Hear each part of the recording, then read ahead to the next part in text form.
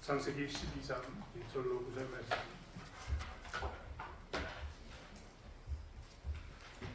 구약성경 14페이지에 있습니다.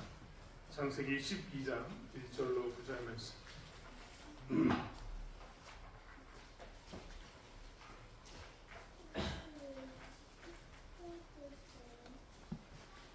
창세기 12장 1절로 9절 말씀인데요.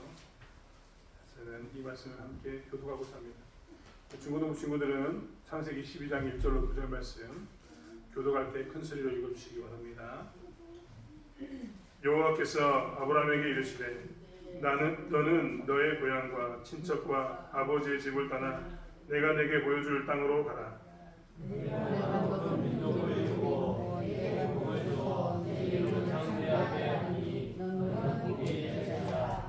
너를 축복하는 자에게는 내가 복을 내리고 너를 저주하는 자에게는 내가 저주하리니 땅의 모든 족속이 너로 말미암아 복을 얻을 것이라 하신지라. 이에 아브라함이 여호와의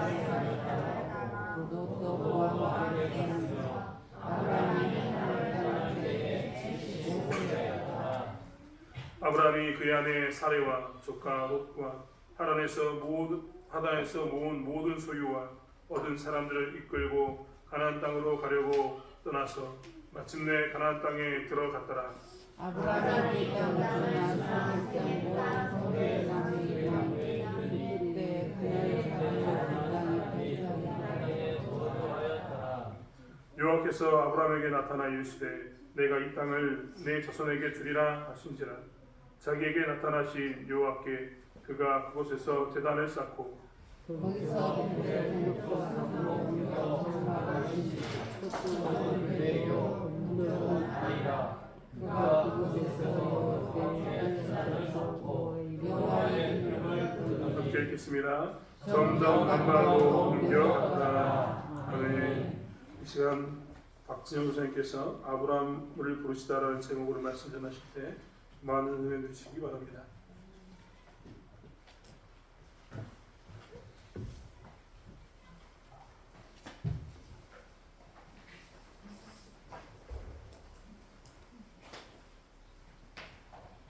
저희 특송 취소됐나요? 아니죠. 지금 하겠습니다. 중고등 특송 먼저 보겠습니다.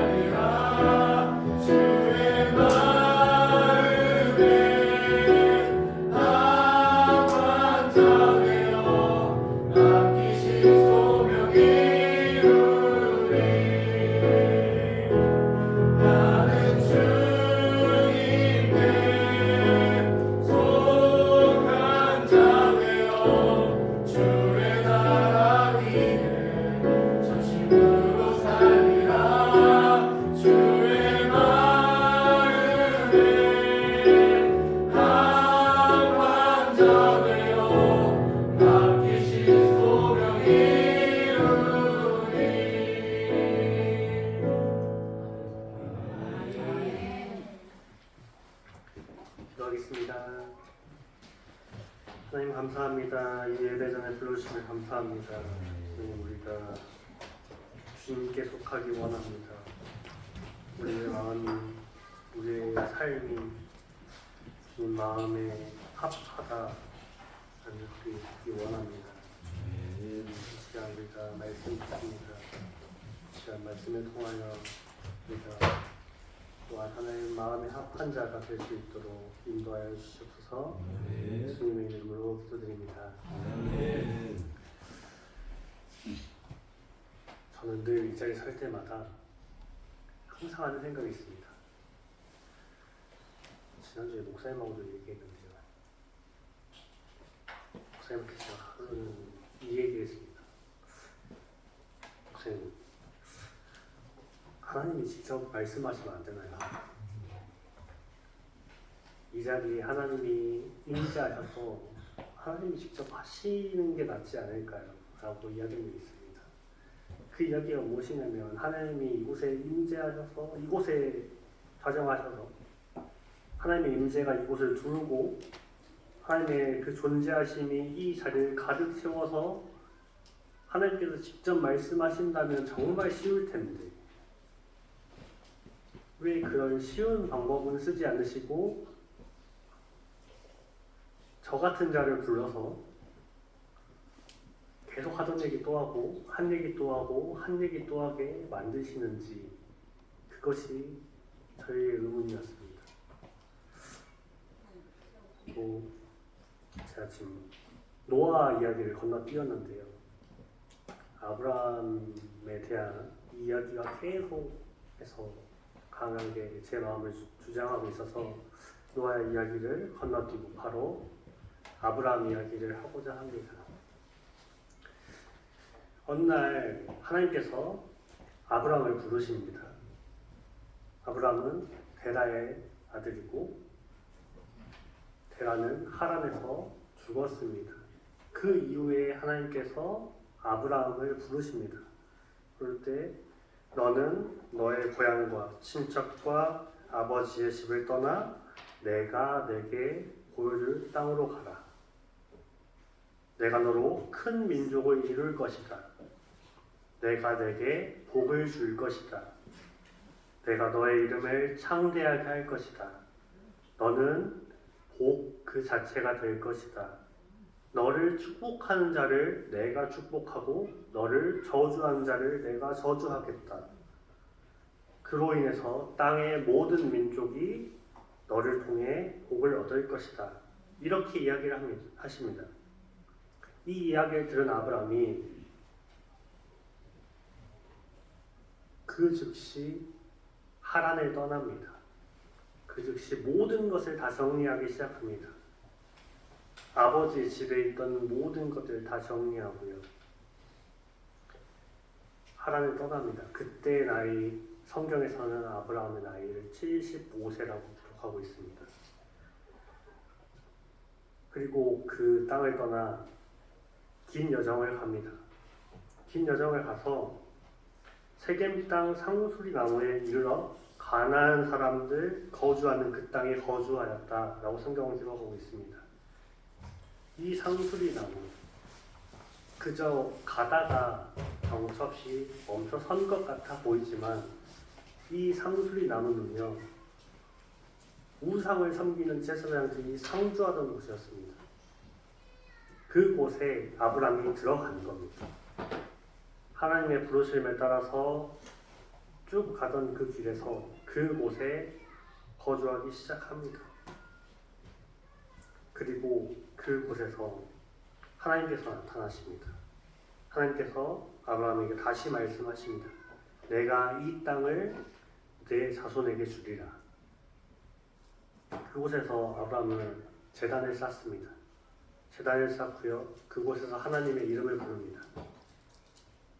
마찬가지로요. 상수리 나무에 가서 살았던 그것이 그저 이렇게만 보면 아무것도 아닌 것처럼 보이지만 우상들을 섬기던 그 자들 가운데 들어갔습니다.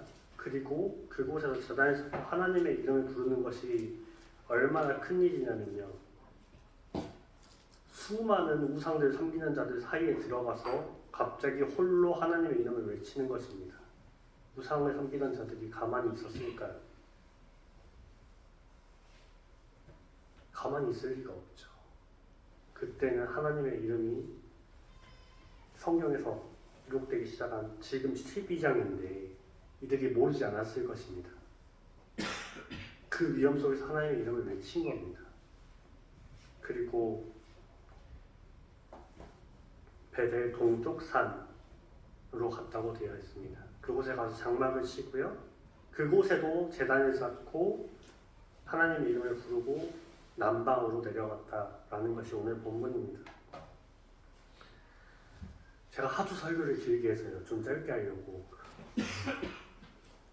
빨리빨리 진행하고 있습니다. 오늘 본문에서 우리가 보아야 될 것은 무엇입니까?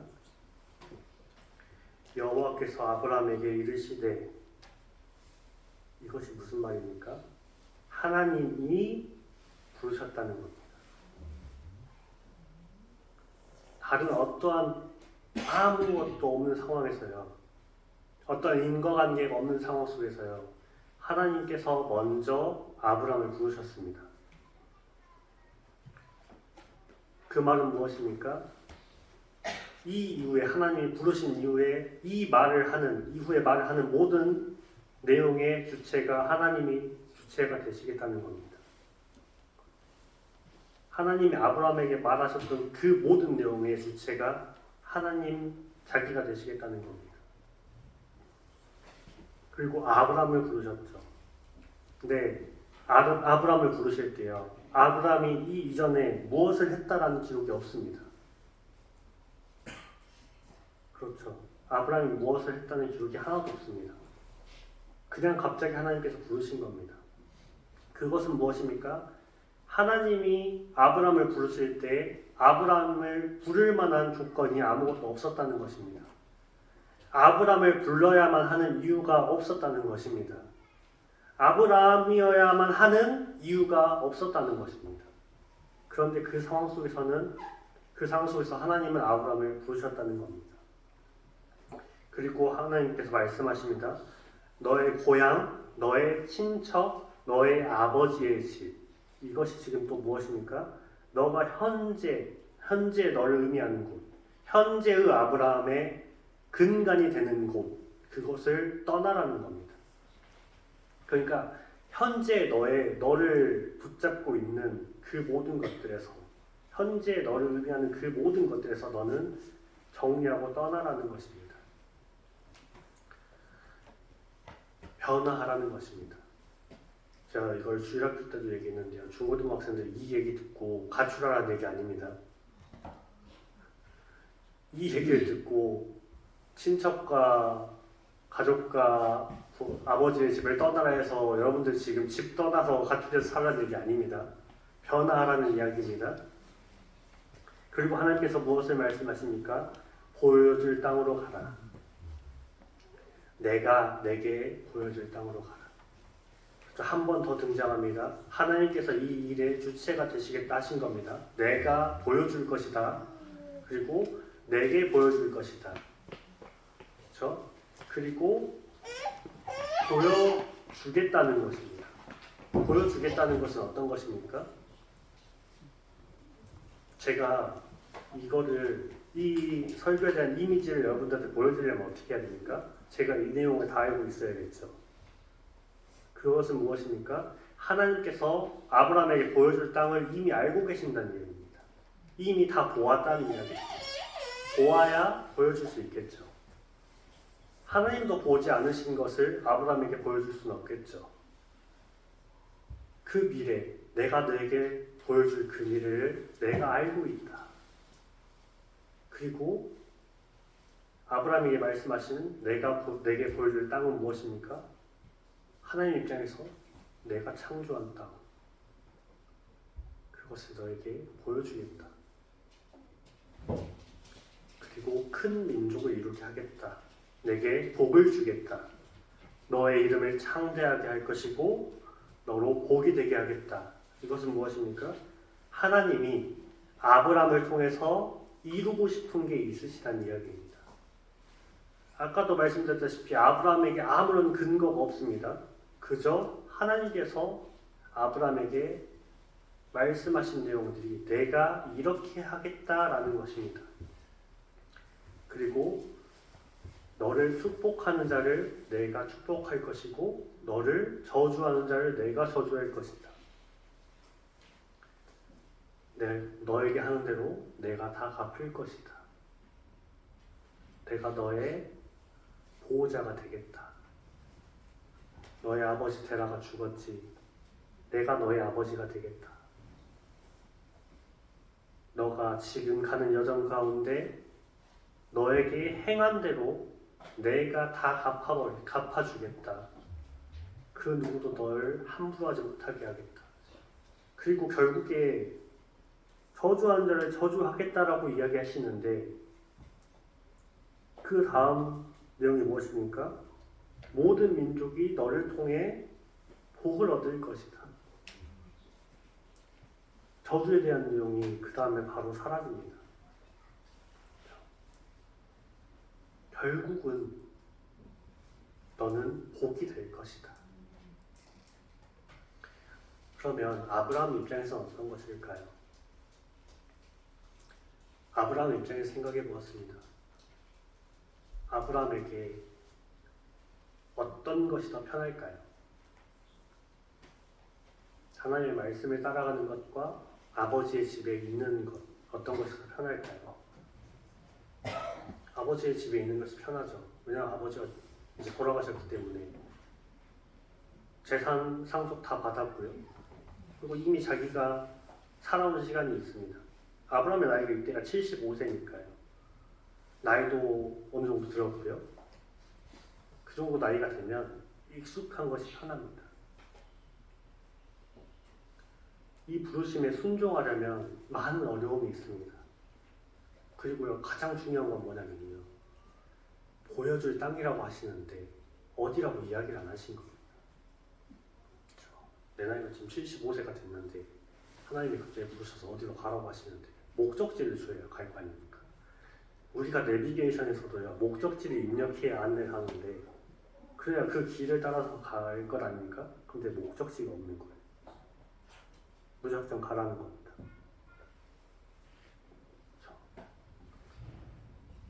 이처럼 미래로 가는 것은 불안함을 동반합니다.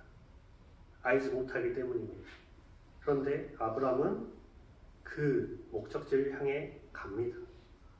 히브리서 11장 8절은 이렇게 기록하고 있습니다. 믿음으로 아브라함은 부르심을 받았을 때 순종하여 장래의 유업으로 받을 땅에 나아갈새 갈 바를 알지 못하고 나아갔으며 여기에 아브라함이 갔던 이유가 들어있습니다. 아브라함이 갔던 이유는 무엇입니까? 믿음 하나였습니다. 나는 목적지를 모른다.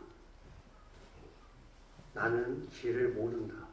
그런데 나를 부르신 하나님은 알고 계신다. 내 보호자 하나님은 알고 계신다.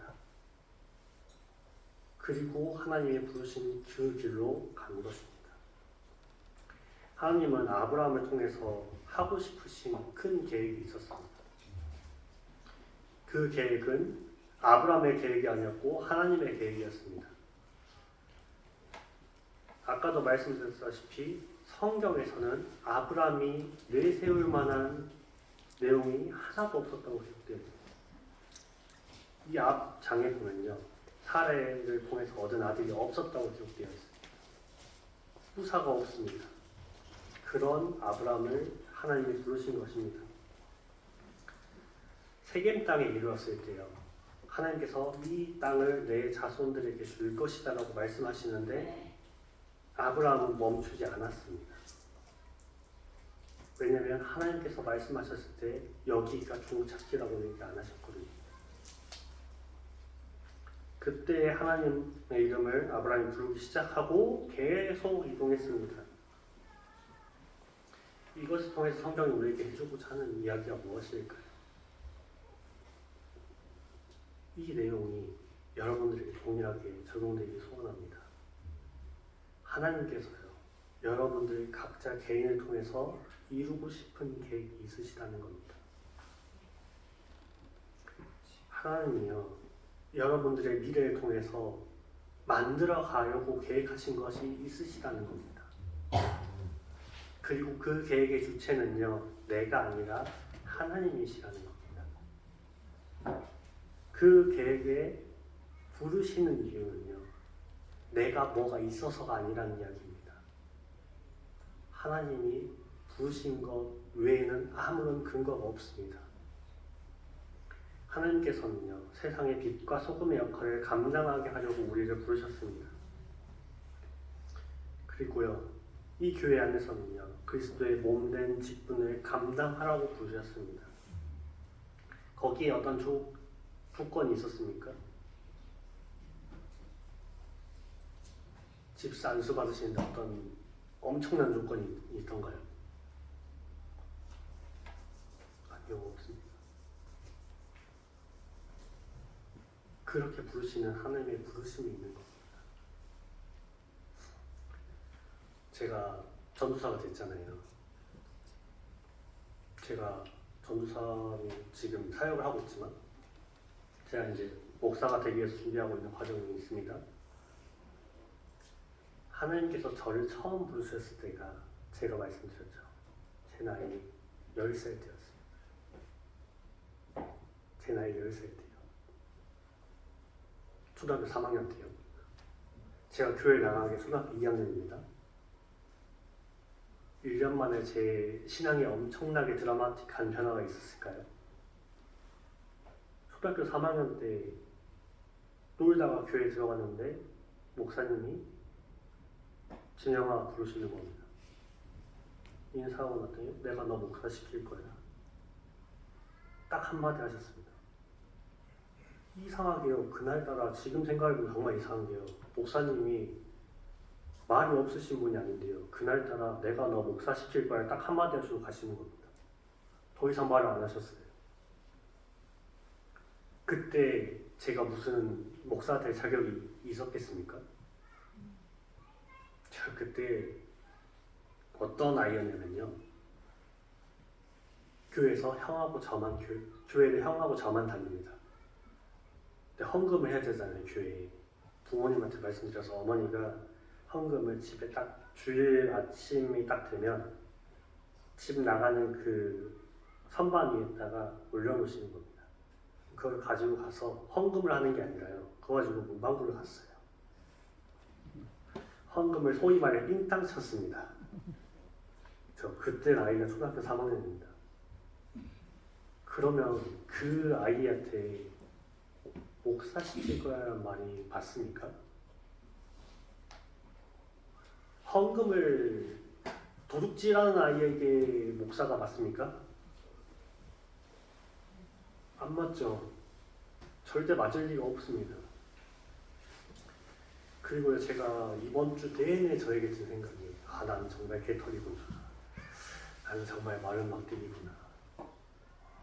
정말 뭐 하나로 이게 쭉 하면 부러질 것 같이 나는 그냥 막대기 같은 인간이구나.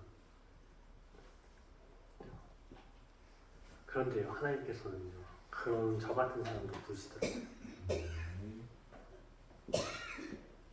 근데 저를 부르실 때 어떤 조건이 있었습니까? 아니요, 없었습니다. 제가 이 말씀에 대해서, 제가 이 성경에 대해서 모든 통달한 자입니까? 아닙니다. 그때 하나님 부르시더라고요. 부르셔서 어떻게 합니까? 학교를 보냅니다.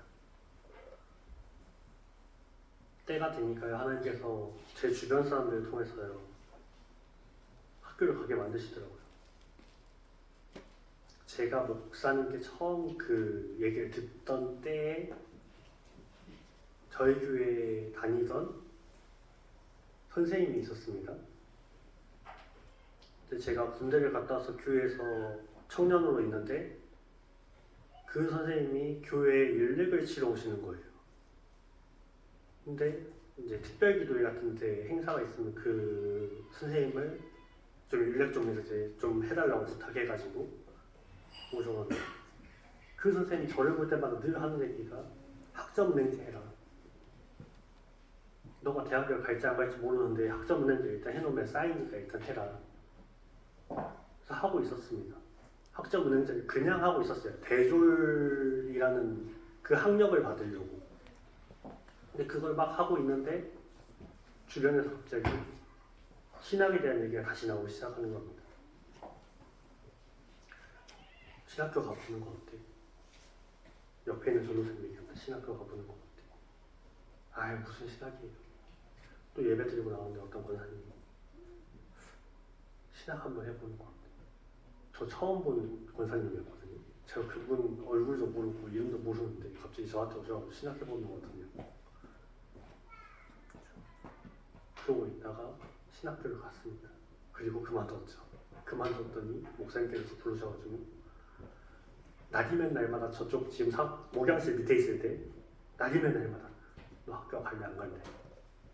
좋은 말로 할 때 학교 가라. 맞기 전에 학교 가라.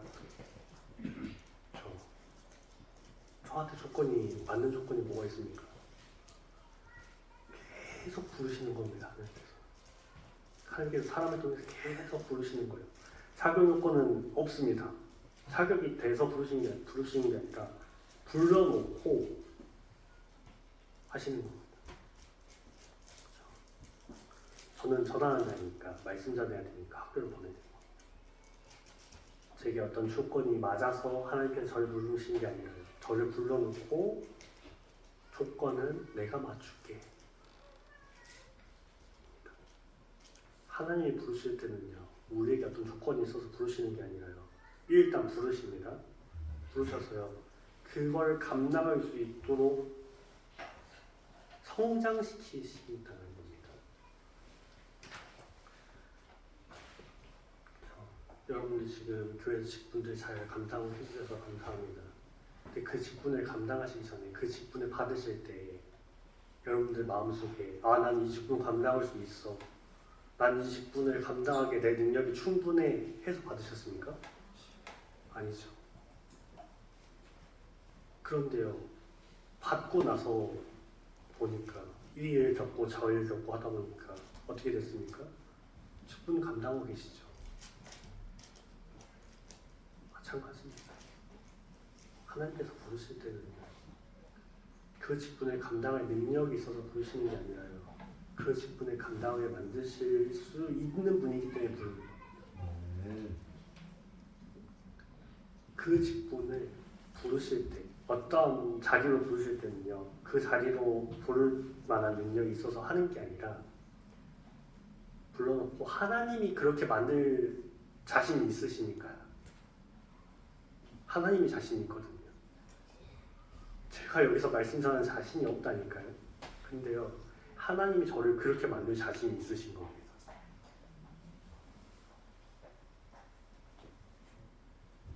그런데요, 아브라함이 나중에 하나님께서 이 이후에 나올 이야기지만 아들을 주겠다 했을 때 어떻게 합니까? 사레가 아이를 못 낳을 것 같으니까 사레랑 얘기해서 하갈을 통해서 이스마엘 낳죠. 근데 지금 그게 엄청난 일이 되었죠.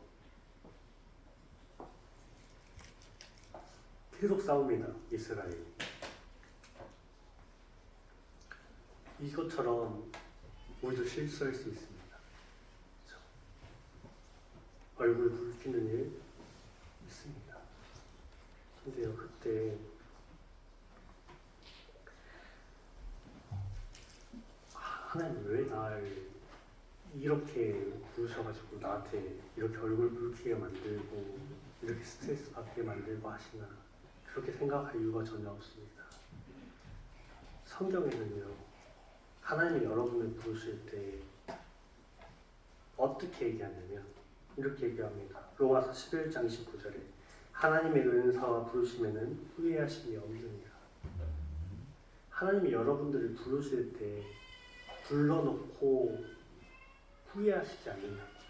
왜냐면 하나님이 그렇게 할 수 있으신 분이니까.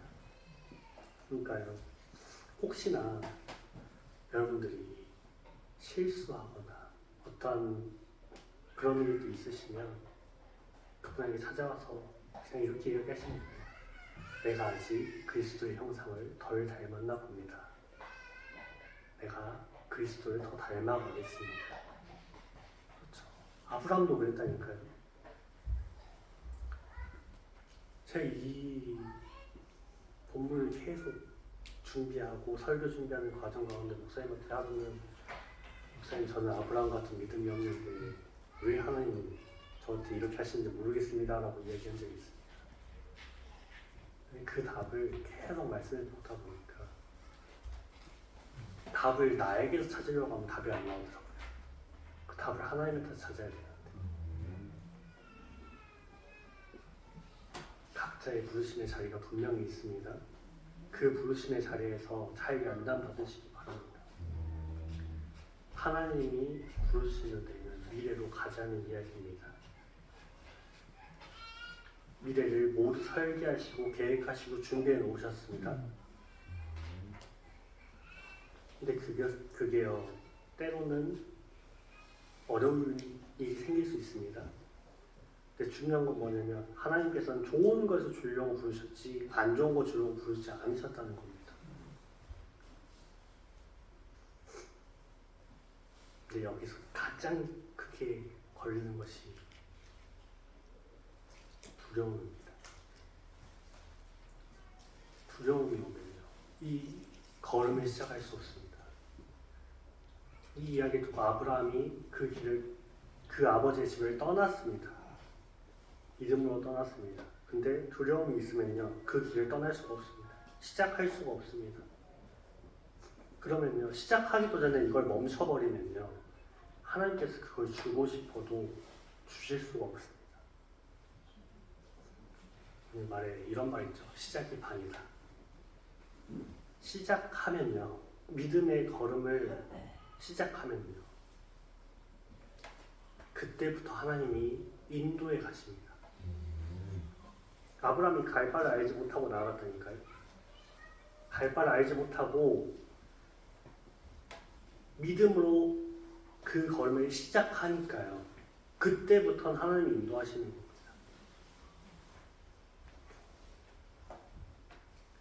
어느 때가 이르면요 여러분들이 하나님의 이름을 부를 때가 분명히 옵니다.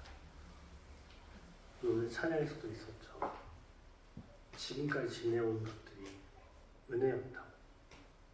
어느 날 보니까요 내가 지금 이 자리에 온 게 하나님 은혜구나 라는 생각이 들 때가 올 겁니다. 그리고요 또 가는 겁니다. 아브라함이 멈췄다는 이야기가 없습니다. 그렇죠. 이 이야기는 무엇을 의미할까요? 내가 어느 정도 수준에 올랐어. 내가 어느 정도까지 왔어. 내 부르심 여기까지야. 라고 생각하지 마시라는 겁니다. 하나님의 부르심은 언제까지 있냐면요. 우리가 최종 종착지에 갈 때까지입니다. 우리의 최종 종착지가 어디입니까? 천국 가는 거예요. 천국 가는 거.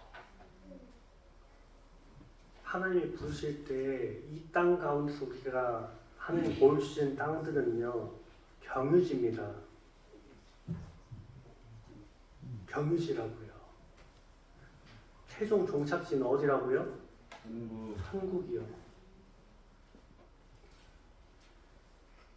그곳에 가야지요. 우리 거기 가려고 여기 있는 거 아닙니까?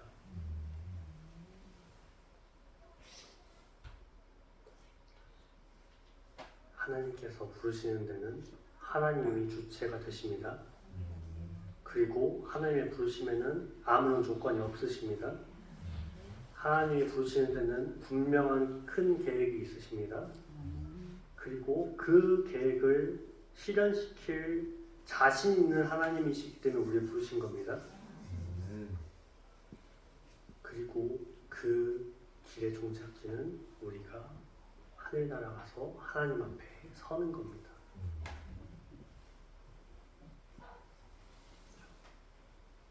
제가 이 똑같은 본문으로 주일학교 애들한테 무슨 얘기했냐면 미래로 가자.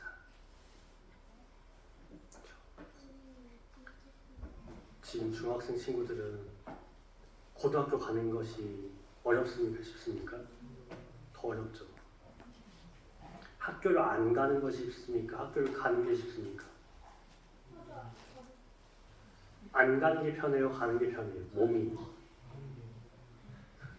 학교를 안 가는 게 몸이 편하죠. 그냥 있으면 되니까요. 근데 그 학교를 가는 과정 가운데 미래로 가는 거라니까요.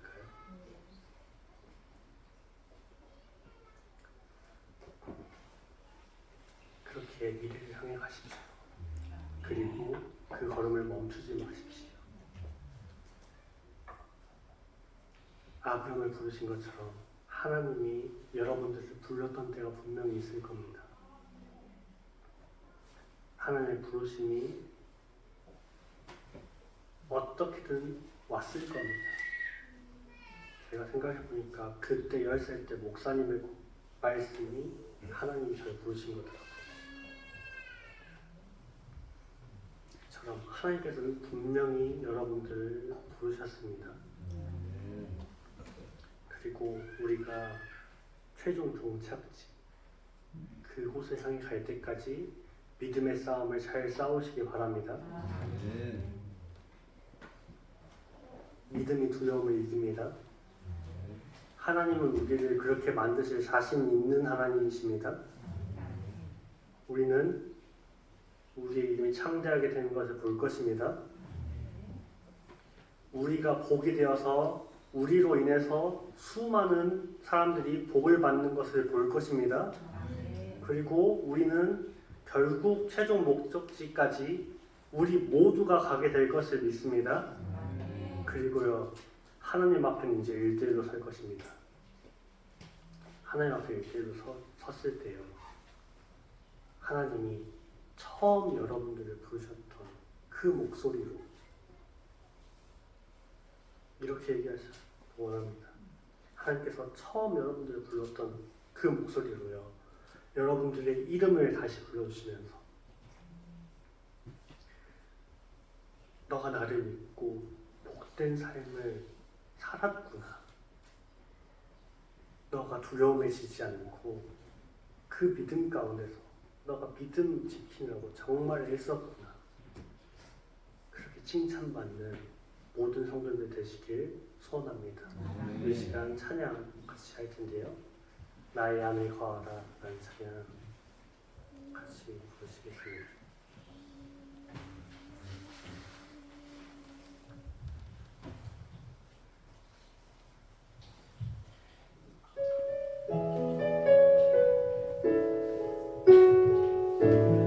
나의 안에 거하라. 나의 안에 거하라. 나는 내 하나님이니 모든 환난 가운데 너를 지키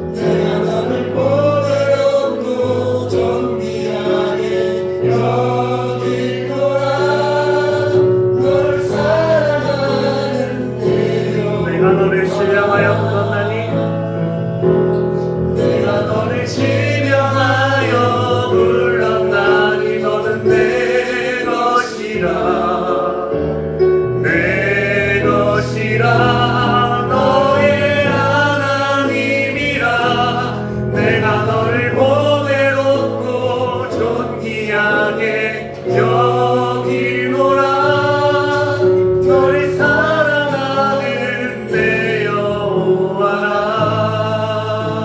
기도하겠습니다.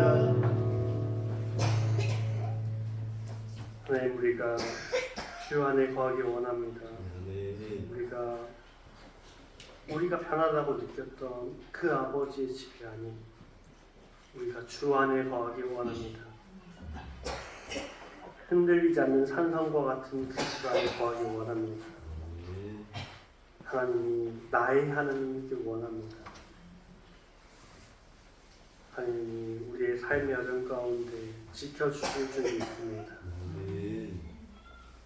우리가 살아가는 길 마치고 우리를 천국까지 인도해 주실 줄도 믿습니다. 하나님이 그냥 이렇게 뭉태기로 부르신 것이 아니라 우리를 각자 한 사람 한 사람을 지명하여서 부른 줄 믿습니다. 하나님, 우리가 이 지명하여 부르심에 따라가기 원합니다. 믿음의 싸움을 싸워가기 원합니다. 우리가 이 삶의 여정을 갈 때 우리의 종착지까지 갈 때 믿음을 잃지 않게 하시고 우리가 하나님의 그 부르심 따라 하나님의 그 큰 계획을 따라 우리가 하나님 만나 뵐 그 자리까지 인도하여 주셔서 예수님의 이름으로 기도드립니다. 아멘.